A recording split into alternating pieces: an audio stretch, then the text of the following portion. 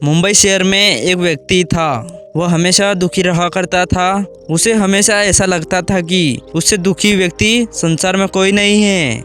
जब भी कोई उससे बात करता तो अपनी समस्या का बखान करने लगता। थोड़ी देर में साथ वाला व्यक्ति भी उठकर चला जाता। इस बात से तो और वो परेशान हो जाता कि उसकी बात कोई सुनने वाला नहीं है। तभी उसको पता चला कि शहर में कोई महात्मा आने वाले हैं जिनके पास सभी समस्या का समाधान है। यह जानकर वो महात्मा के पास पहुंचा। उस महात्मा का हमेशा काफिला चला करता था जिसमें कई ऊंट भी थे।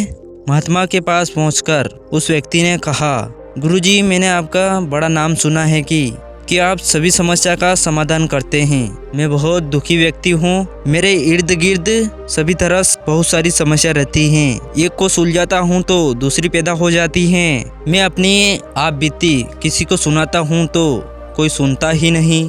दुनिया बड़ी मतलब भी हो गई है। अब आप ही बताओ मैं क्या करूँ।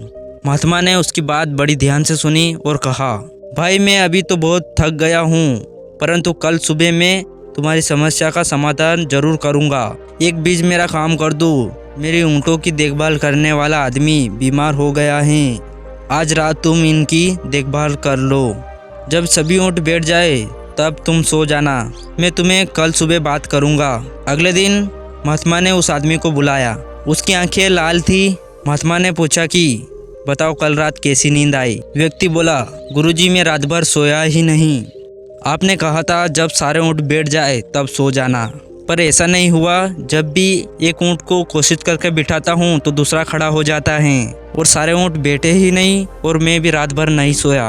महात्मा जी ने मुस्कुराते हुए कहा, मैं जानता था कि इतने ऊँट एक साथ कभी नहीं बैठ सकते, फिर भी मैंने तुम्हें ऐसे करने को कहा। यह सुनकर व्यक्ति क्रोधित होकर बोला, महात्मा जी मैं आपके पास हल मांगने आया था, पर आपने भी मुझे परेशान कर दिया। महात्मा जी बोले, नहीं भाई, यह तुम्हारा समस्या का समाधान है। संसार के किसी भी व्यक्ति की समस्या इन ऊँटों की तरह ही है कि एक खत्म होती तो दूसरी खड़ी हो जाती है।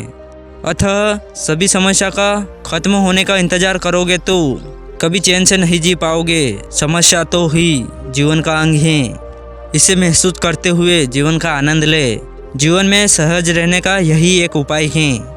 दुनिया में किसी व्यक्ति को तुम्हारी समस्या सुनने में दिलचस्पी नहीं है, क्योंकि उनकी भी समस्या होती है। महात्मा जी की बात सुनकर व्यक्ति के चेहरे पर संतोष आया और सहजता के भाव ऊपर उमड़ गए, मानो कि उसकी समस्या का निपटाने का अमूल मंत्र प्राप्त हो गया। तो दोस्तों, सभी व्यक्ति की अपनी समस्या होती है, तो समस्या के साथ आनंद लेते जाए। तो कहानी पसंद आई हो तो वीडियो को लाइक एंड चैनल को सब्सक्राइब कर दीजिए।